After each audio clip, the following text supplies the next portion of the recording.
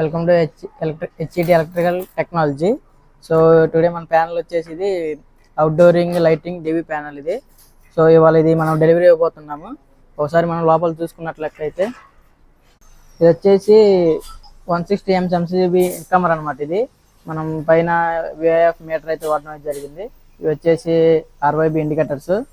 ఒకసారి లోపల చూసుకున్నట్లయితే 160 amps ఎంసీబీ 6 అనమాట. ఇది మనం బస్ బార్ దీనికి 20x10 అయితే 20x10 అయితే వాడడం అయితే జరిగింది.